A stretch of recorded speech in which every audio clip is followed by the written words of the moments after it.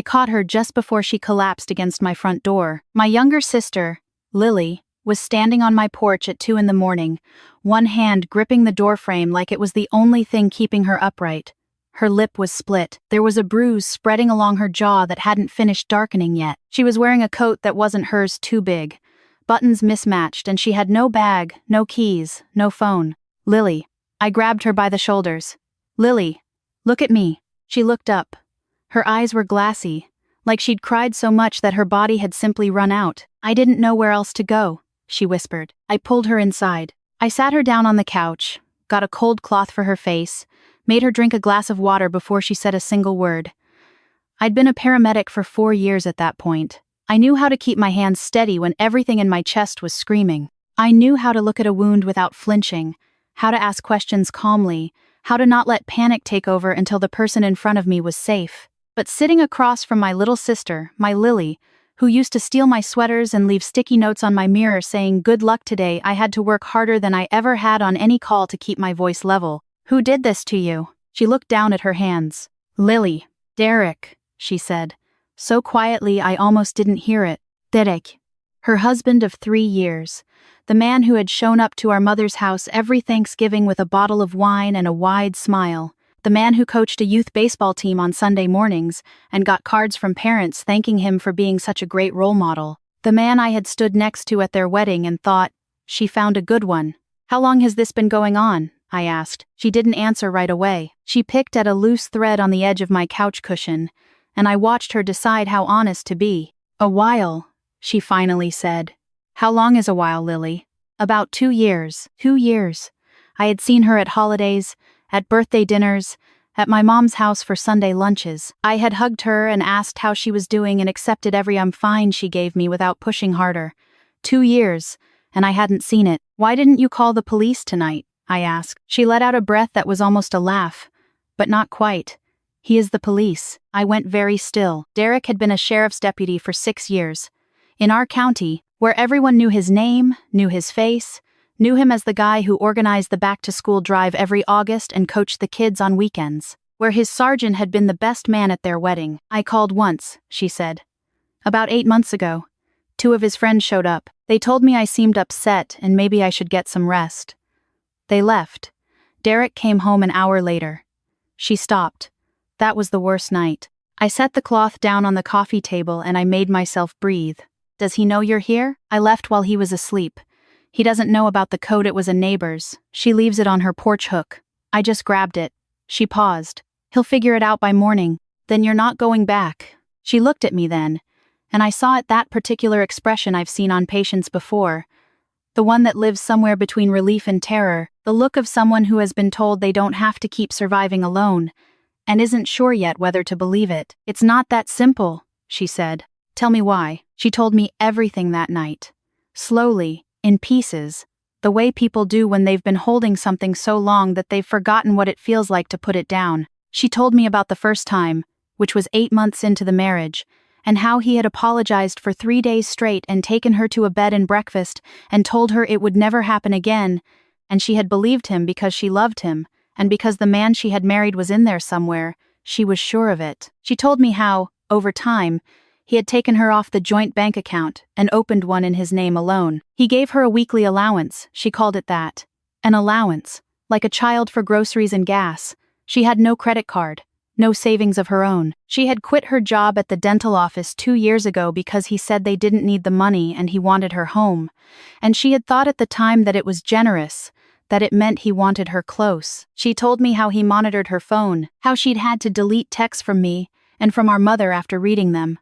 Because if he saw too much contact with family on a bad week, the bad week got worse. She told me that the bruise on her jaw was from earlier that evening because she had mentioned wanting to visit our mother for her birthday next month, and he had told her she was trying to embarrass him by making him look like a bad husband, and somehow that logic had ended with her face hitting the edge of the kitchen counter. By the time she stopped talking, it was nearly 4 in the morning. I got up. I walked to the kitchen. I stood at the sink and ran the cold water and looked out at the dark backyard for a long time, and I let myself feel everything I'd been keeping out of my voice for the last 2 hours. Then I turned off the water, dried my hands, and went back to the couch. Okay, I said. Here's what we're going to do.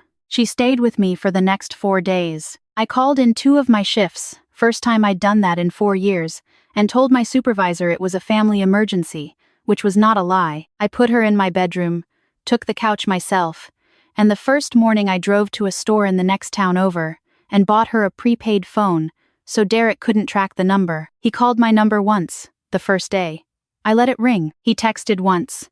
"Tell Lily I love her and I'm worried about her. She can always come home." I showed Lily the text. She read it and handed the phone back without a word.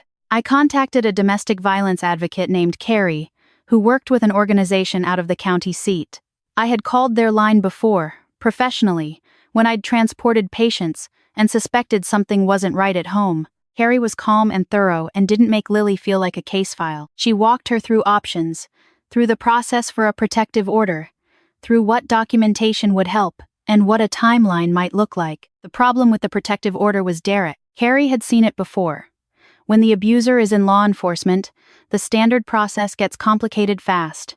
He would know every step of what was coming. He had relationships with the people who would be serving him papers. He had, as Lily quietly reminded us, once told her that if she ever tried to leave, he would make sure any report she filed looked like the ravings of an unstable woman, and that a deputy's word in this county carried a lot more weight than hers. He wasn't wrong that it would be an uphill fight.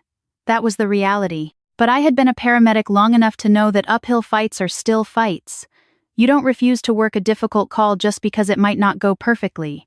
You work it. I also called my friend Marcus. Marcus and I had trained together at the fire academy years ago, before I went the paramedic route and he went into the army.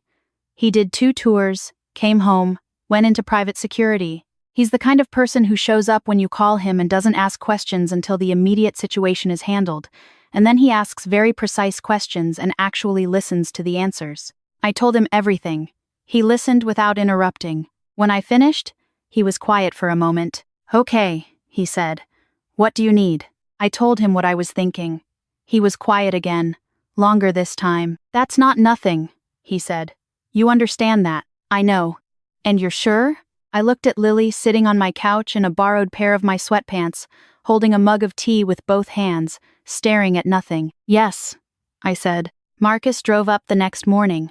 He and Lily talked for almost 2 hours at my kitchen table. He asked her about the house layout, Derek's schedule, his patterns, what time he usually got home, whether there were cameras, whether there was a dog. He asked her about Derek's temper, what triggered it, how quickly it escalated, whether he'd ever used a weapon. He listened to everything without reacting, taking occasional notes on a small pad in handwriting so small I couldn't read it from across the table. When they were done, he sat back and looked at me. "It's manageable," he said. The plan was straightforward in structure, and required precision in execution.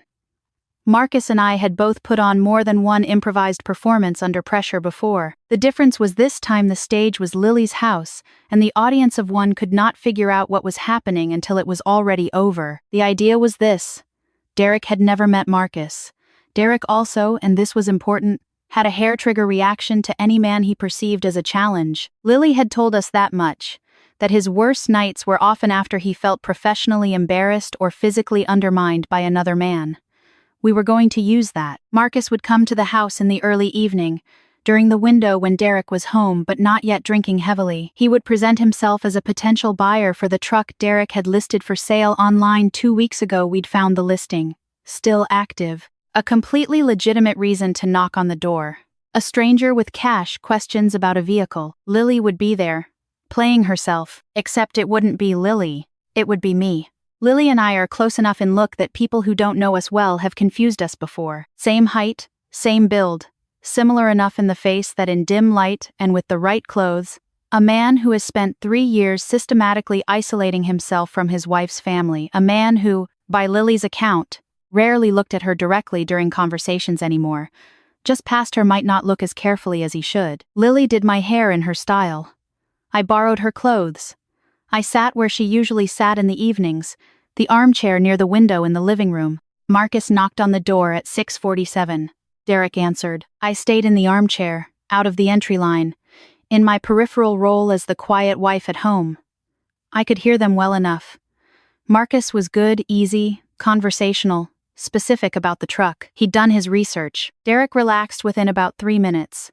which told me Lily was right that he responded well to male attention and perceived validation. They stepped outside to look at the truck. I used that time to go through the house, quickly, methodically, the way Marcus had walked me through.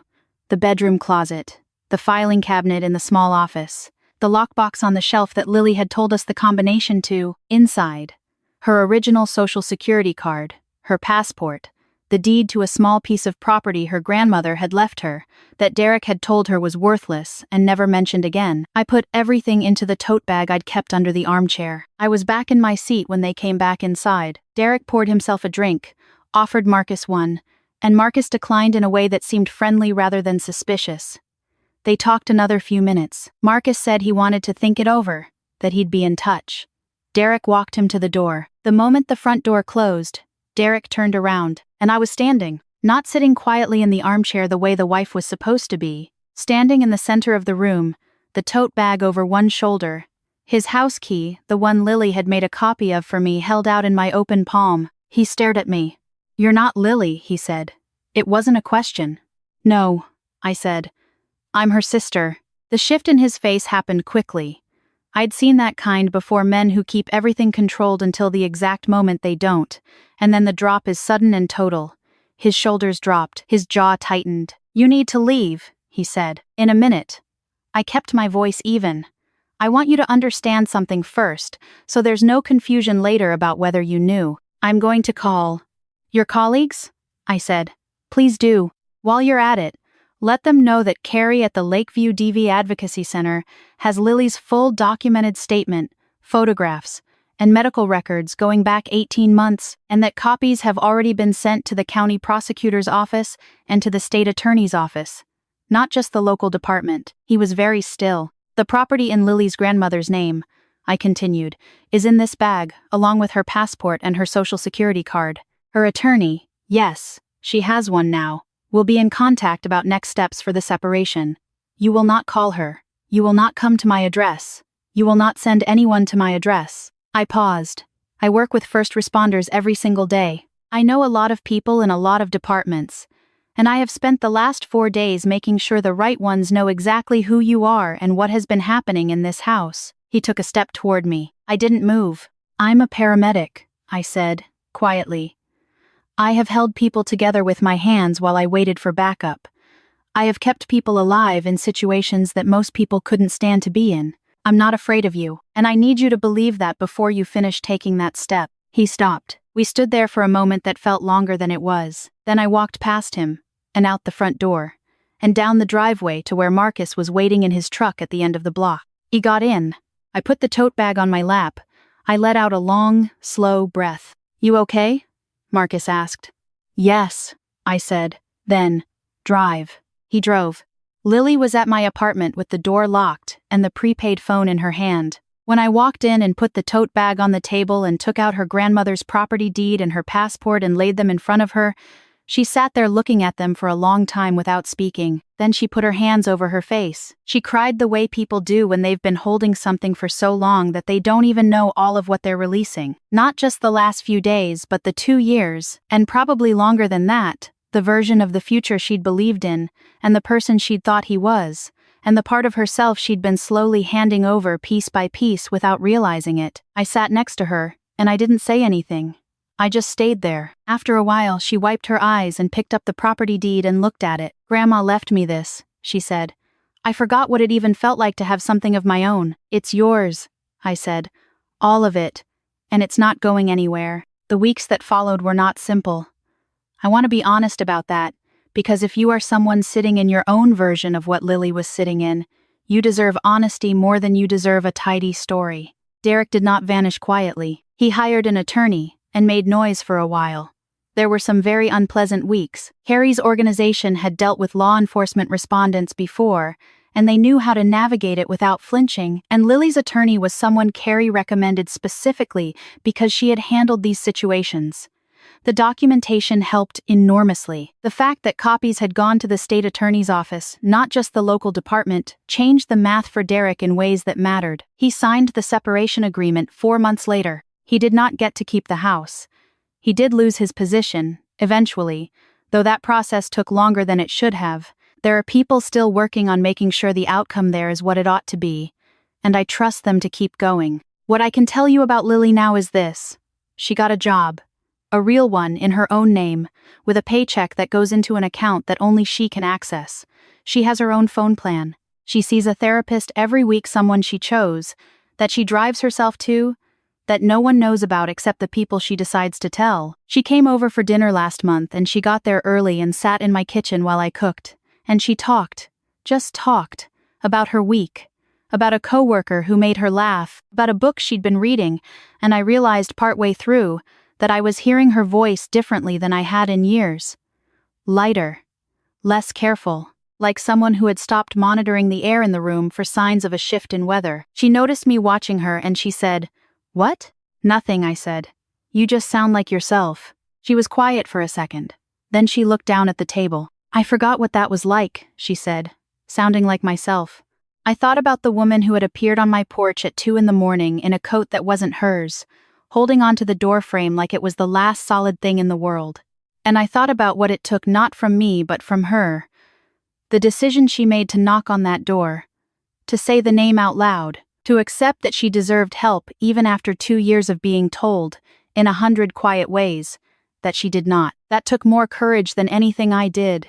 And I want to be clear about that. I walked into a house knowing exactly who I was and what I was doing there. She walked into the truth of her own life after years of being told it wasn't real. I'll take my part of the story. But hers is the harder one. And it's hers, and she gets to keep it. If you are listening to this, and something in it is sitting too close to home, I'm not going to tell you what to do. I'm going to tell you what I told Lily the first night she sat on my couch. You don't have to have the whole plan figured out before you make the first move. You just need one door to knock on. Find your door, and knock.